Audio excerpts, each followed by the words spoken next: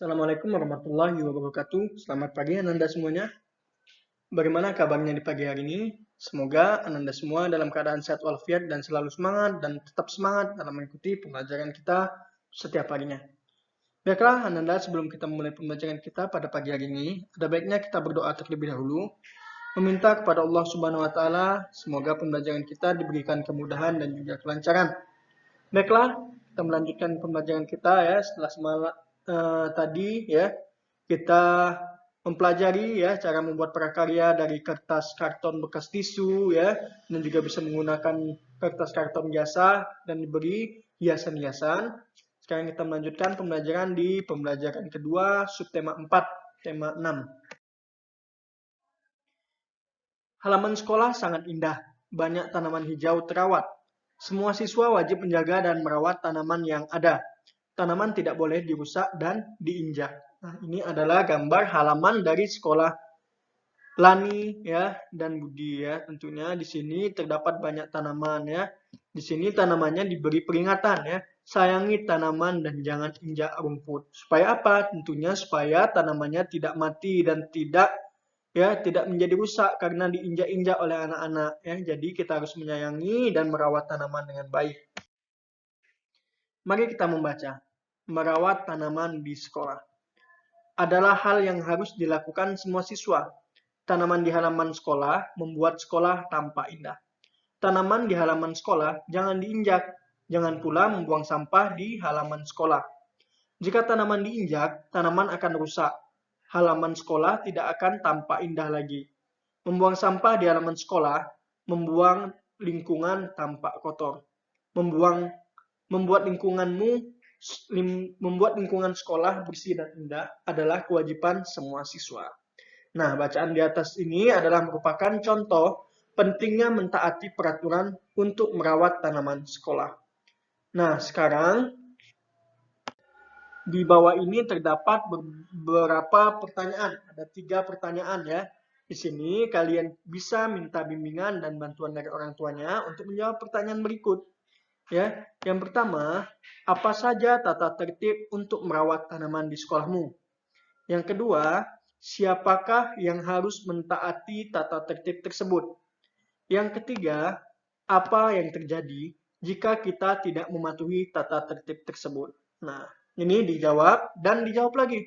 Contoh tata tertib merawat tanaman di sekolah adalah apa saja tata tertibnya? Terus yang mematuhi tata tertib tersebut adalah siapa saja.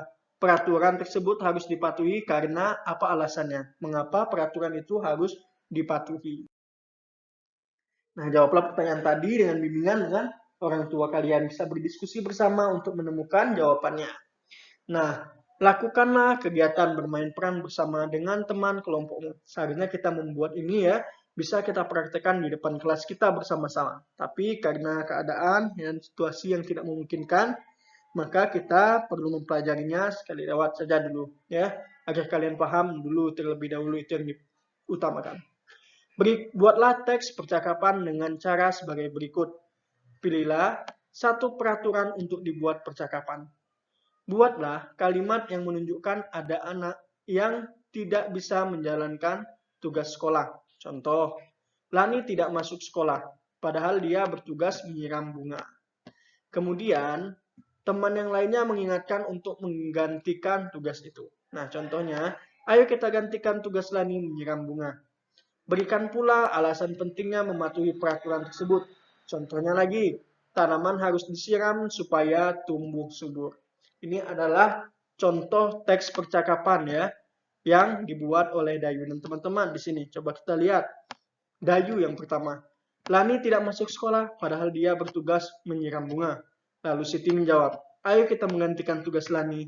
Lalu Dayu berkata lagi, mengapa kita harus menyiram tanaman? Edo pun menjawab, tanaman harus disiram supaya tumbuh subur. Nah, sekarang anak-anak Bapak minta kalian di rumah membuat percakapan ini dengan bimbingan dari orang tuanya. Ya, ikuti beberapa langkah di sini. Ada 3 langkah di sini. Kalian baca dulu terlebih dahulu dibaca dan dipahami. Lalu kalian bisa ikuti tata cara membuat percakapannya atau bisa melihat dari contoh ini. Tapi tidak boleh sama tugasnya dengan yang di contoh ini. Kalau di sini tugasnya adalah menyiram bunga. Kalian buat lagi tugas di sekolah yang selain dari menyiram bunga. Nico dan Benny berteman baik. Mereka tidak pernah bertengkar dan selalu bermain bersama. Benny suka bermain menjaga keseimbangan. Benny bisa berdiri dengan satu kaki dan kaki lainnya menekuk ke depan. Ini adalah contoh dari Benny melakukan gerakan menekuk kaki, ya, melatih gerakan keseimbangan.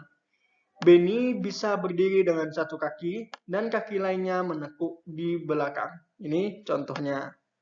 Benny juga bisa berdiri dengan satu kaki dan kaki lainnya menekuk ke samping, ya. Ini adalah contoh yang dilakukan oleh Benny. Jika kalian bisa, coba kalian tirukan di rumah. Tidak perlu divideokan, bisa difoto saja. Pada saat melakukan gerakan-gerakan yang ada di contoh dilakukan Benny ini. Nah, sekarang mari kita membaca percakapan antara Lina dan Dayu dengan nada dan intonasi yang tepat. Lina, Dayu, bunga matahari yang kutanam sedang berbunga. Dayu berkata, pasti bagus sekali. Bolehkah aku datang melihat? Dayu bertanya kepada Lina. Lina pun menjawab, tentu saja boleh. Dayu berkata lagi, siapa yang merawatnya setiap hari, Lina? Itu adalah kalimat pertanyaan dari Dayu. Lalu Lina menjawab lagi, aku dan ibuku bergantian menyiramnya setiap hari. Dayu bertanya lagi, di mana kamu menanamnya? Lina pun menjawab, aku menanamnya di halaman belakang rumahku. Dayu bertanya lagi, apa saja yang dibutuhkan agar bunga matahari bisa tumbuh? Lina pun menjawab, tanah yang subur, air, sinar matahari, dan juga pupuk. Kapan kamu akan datang ke rumahku? Lina bertanya kepada Dayu. Dayu pun menjawab, sore ini setelah pulang sekolah. Baiklah, sampai nanti Dayu. Nah, itu adalah percakapan antara Lina dan Dayu. Nah, siapakah yang banyak bertanya pada percakapan di atas? Tuliskan jawabannya di sini, ya. Kata tanya apa saja yang digunakan dalam percakapan? Di sini ada beberapa kata tanya. Mulai dari apa dan yang lain-lainnya. Kalian coba tuliskan apa saja kata yang digunakan dalam percakapan ini untuk bertanya. Tuliskan di sini jawabannya. Lalu apa saja yang menandakan kalimat tanya? Nah, di sini apa saja yang menandakan kalimat. Nah, kalian bisa lihat di sini apa yang menandakan kalimat tanya ada di depannya terdapat kata tanya dan diakhiri dengan apa? Tuliskan di sini jawabannya. Nah, ingat awali kalimat tanya dengan kata tanya dan akhiri dengan tanda tanya. Nah, di sini ada beberapa kata tanya, ya, mulai dari kapan, siapa, mengapa, berapa, dan apa. Lengkapilah kalimat tanya berikut dengan kata tanya yang ada di dalam kotak ini. Ya. Jawaban di bawah ini, jawaban di bawah pertanyaan akan membantu kalian. Coba lihat sini. Ya, titik-titik yang menanam bunga matahari ini. Nah, kira-kira apa kata tanya yang tepat untuk mengisi titik-titik itu? Untuk lebih jelas kalian bisa membaca jawabannya agar memudahkan kalian dalam menentukan kata apa yang akan digunakan di titik-titik yang kosong ini. Nah, di sini ada jawabnya. Yang menanam bunga matahari ini adalah Ibu Lina. Nah, ada 5 pertanyaan yang terdapat di kolom ini dan ada 5 juga kata tanya yang tersedia di dalam kotak di sebelahnya. Nah, baiklah anak-anak, untuk tugas hari ini dan pembelajaran hari ini cukup sampai di sini, ya. Jangan lupa untuk tugas-tugasnya tadi dikerjakan dengan penuh tanggung jawab, ya, dan juga tepat waktu. Kerjakan di buku latihan kalian, sertakan nama, hari, dan tanggal di setiap kertasnya.